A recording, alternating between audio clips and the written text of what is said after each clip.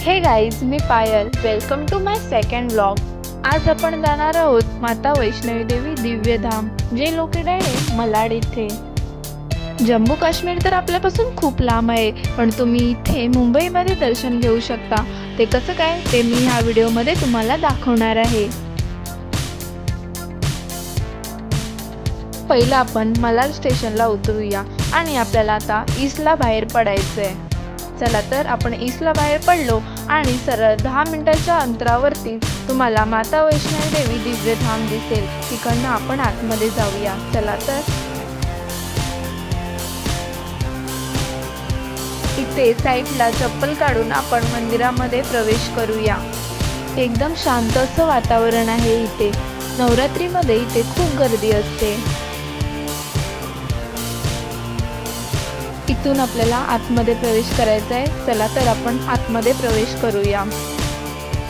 जम्मू काश्मीरमध्ये जसं माता वैष्णवी देवीचं मंदिर आहे, तसंच त्या पद्धतीतच इथे त्यांनी केलं आहे.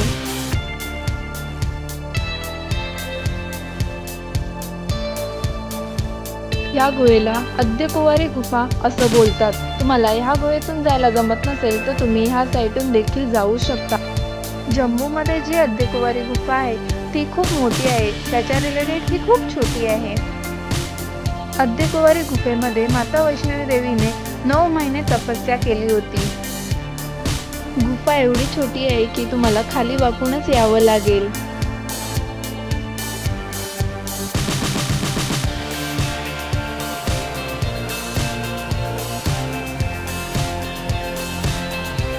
हा अखंड ज्योत दिवा. इकडनं आपल्याला खाली वाकून जायचं आहे. इकडनं जाताना तुम्हाला कंटिन्यूस पायाखालून पाणी जाताना दिसेल. त्यामुळे तुमचे पाय स्वच्छ होणार आणि तुम्ही स्वच्छ पायाने मंदिराच्या गाभाऱ्यात प्रवेश करणार. ज्यांना गुहेतून जायला जमत नसेल त्यांच्यासाठी डायरेक्ट दर्शनाची पण व्यवस्था केली आहे.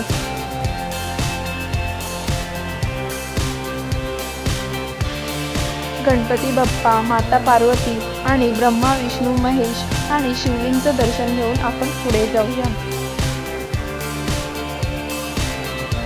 या साईडला श्री नाकोडा भैरवनाथचं मंदिर आहे. इथून वरती गेल्यावर बाबा भैरवनाथचं मंदिर आहे. असं बोलतात माता वैष्णवी देवीच्या नंतर जर भैरवनाथ बाबांचं दर्शन नाही केलं तर आपल्याला माता वैष्णवी देवीच्या दर्शनाचा लाभ नाही भेटत.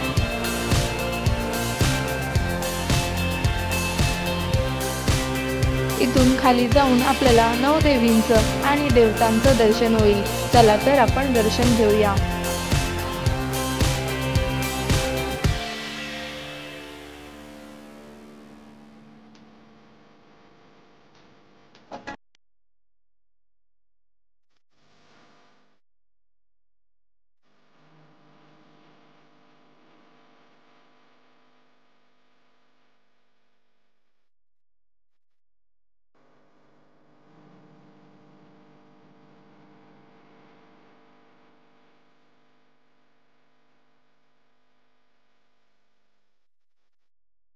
या काली माताचं दर्शन घेऊया.